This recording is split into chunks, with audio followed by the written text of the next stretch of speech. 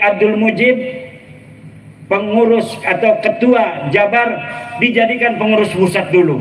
Akhirnya sekarang dibentuk lagi yang baru, ketuanya Kiai Abah Setu.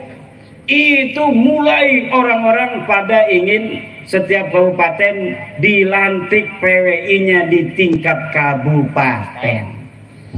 Jadi ini luar biasa PWI ini, kayak NU zaman dulu. NU zaman dulu itu kadang-kadang belum ada pengurus provinsi. Ada kecamatan yang sudah mendeklarasikan MWCNU. Seperti di Banten itu kampung saya, itu Kiai Muhammad Amin pulang dari Mekah tahun 1936. Kiai Muhammad Amin ini bapaknya Kiai Ma'ruf Amin. Dia pulang dari Mekah, belum ada kepengurusan tingkat kabupaten PCNU tahun 1936, tapi Kiai Amin ini langsung mendirikan MWCNU tingkat kecamatan. Jadi kecamatannya ada, kabupatennya belum ada. Nah ini seperti ini nih PWI ini.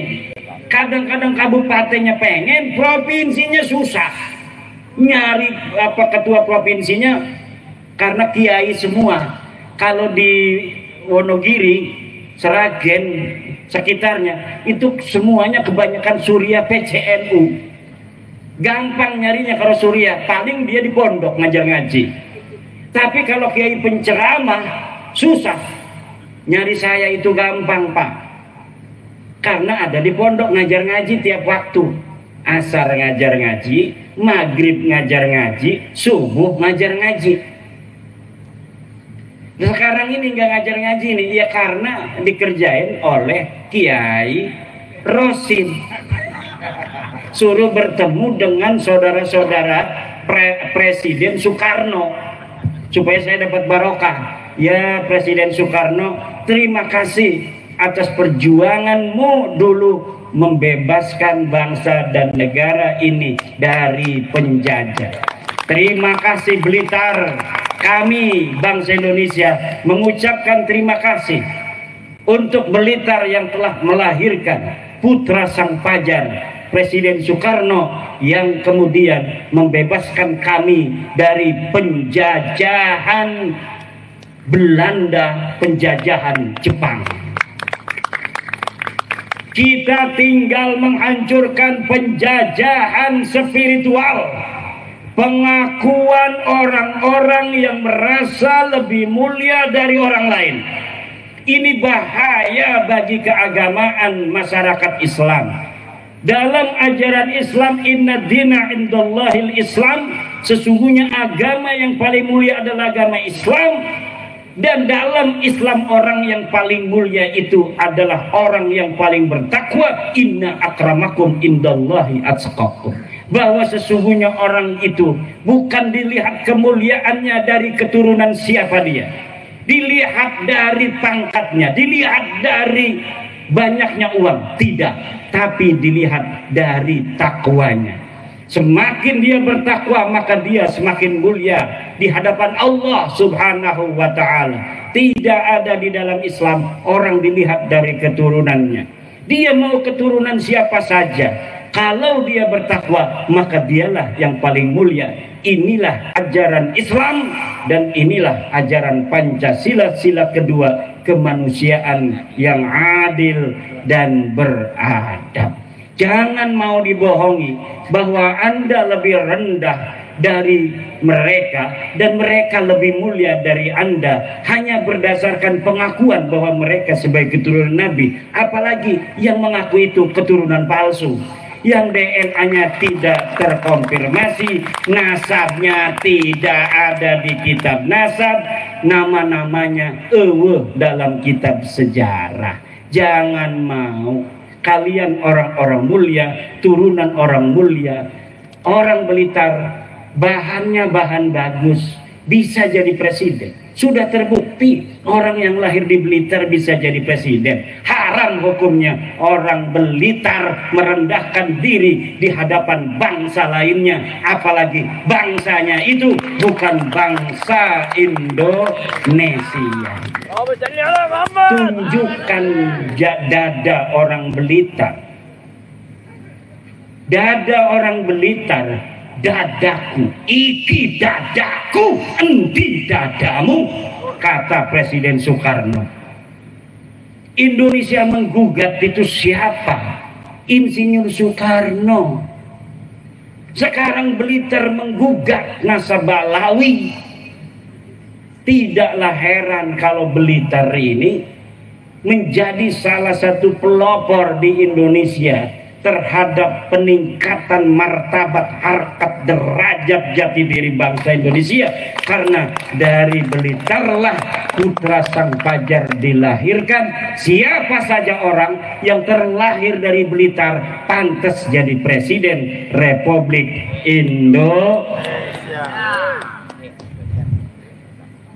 Wis jam rolas, Bo. Kulane durung istirahat 11 jam nunggang mobil.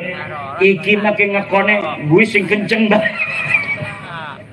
Iki berapa kali dudu orang gelem pegel nunggang mobil kayak setan bae. 160. Wih, kita ngelilir kok kenceng. Kalau kitanya lagi bangun kan langsung jangan kenceng-kenceng. Tapi kan kita nggak bisa melotot terus. Kadang ada tidurnya. Itu kalau saya tidur udah 200. Allah, Allah. Semoga barokah Kiai Rosid, barokah Kiai Rosid. Kiai Rosid kita doakan panjang umur. Rambutnya gondrong, amin. Kiai Rosid, rambutnya pakai belangkon digondrongin, keren.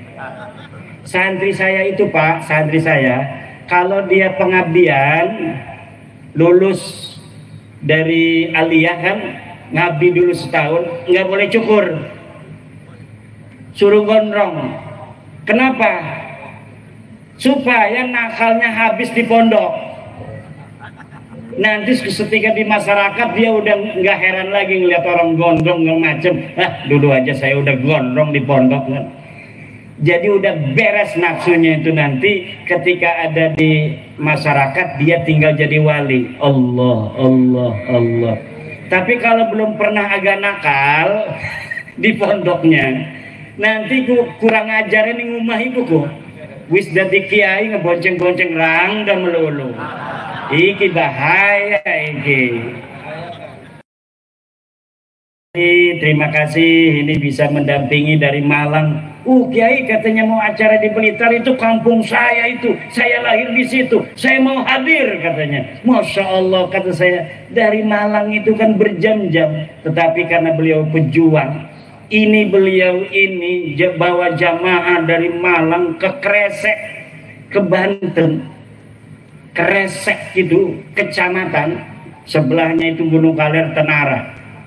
Nah, di Mekah itu dikenalnya hanya Tenara.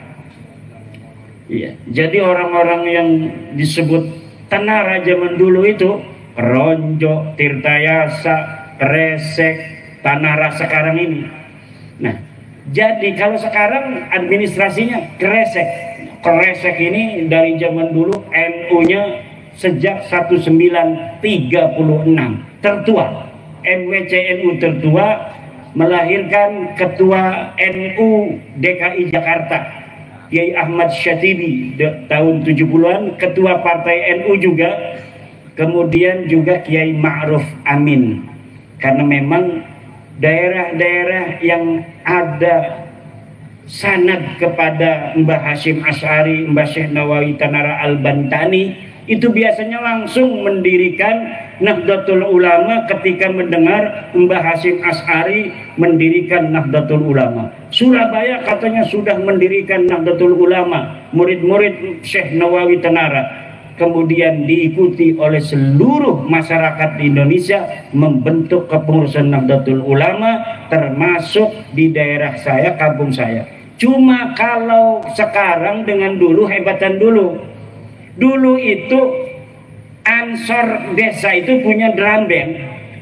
Sekarang Ansor nggak punya drum band, kalah sama Ansor tahun 50-60-an. Karena zaman dulu itu mungkin banyak saingan, jadi lebih lebih semangat. Sekarang ini di Banten nggak ada saingan. Memang Jawa Timur ini hebat organisasi NU-nya, tetapi masih ada Muhammadiyah segala macam di kampung-kampung. Kalau di Banten NU semua, tapi organisasinya nggak terlalu jalan. Tapi Muhammadiyah nggak ada di kampung-kampung. Di kecamatan itu nggak ada, itu di kampung-kampung kecamatan pengurus Muhammadiyah nggak ada, hanya ada di tingkat kabupaten. Tapi diajak NU-nya, kalau dia omong bukan NU marah. Tapi PBNU suruh begini, saya NU tapi NU-nya Mbah Hasim. Mbah Hasim udah wafat. Sekarang mah Mbah Miftahul Ahyar sama Gus Yahya. Kalau sudah menentukan secara organisasi seperti kemarin tentang Basul Masail, bahwa yang namanya laut itu haram untuk disertifikat, maka kita harus ikut kalau mengaku Jamaah Nahdlatul Ulama. Kalau masih pendapat pribadi, baru itu namanya pendapat pribadi, kita boleh berbeda. Tapi kalau sudah keputusan dari keputusan sebuah organisasi, itu kita harus sam'an wa ta'atan. Demikian, barokah insyaallah, banyak duitnya. Yang hadir di sini semuanya, ya Allah kasih sayangmu, keberkahanmu. Jaga negara Indonesia ini ya Allah. Jangan sampai kurang makan. Warga negara Indonesia ya Allah, jangan sampai bentrok. Jangan sampai pemimpinnya bisa diadu domba oleh pengacau itu. Adili Jokowi, itu bentuk adu domba itu bentuk adu domba. Jangan ikut-ikutan adili Jokowi. Kalau mau mengadili, laporin kepada polisi, laporin kepada KPK, laporin kepada jaksa. Itu cara kita mengadili. Lu mengadili di dokonan pinggir-pinggir dedalan, ya premen, tidak konstitusional. Ya kalau memang dinyatakan merasa ada salah nih Bapak Jokowi, ya silahkan laporkan. Tempatnya ada KPK, terus jaksa, kemudian polisi. Lagi mah laporan yang tembok adili Jokowi, ya temboknya meneng baik. Lah ini adalah upaya untuk membuat kacau Indonesia, memecah belah bangsa Indonesia. Dimulai dari memecah belah para pemimpin kita. Warga Nahdlatul Ulama senantiasa setia kepada negara kesatuan Republik Indonesia. Ibu Mega pemimpin bangsa, Pak Jokowi pemimpin bangsa, Bapak Prabowo pemimpin bangsa, Gus Dur pemimpin bangsa, NU pemimpin bangsa. Semuanya kita doakan agar senantiasa dalam lindungan Allah Subhanahu wa Ta'ala. Dan seluruh musuh bangsa Indonesia dan negara Indonesia, ahlikhum ihlakan ya Allah, ahlikhum ihlakan. Nah, terakhir mari kita sama-sama, karena ini sholawat nariyah, kita sama-sama bersolawat nariyah.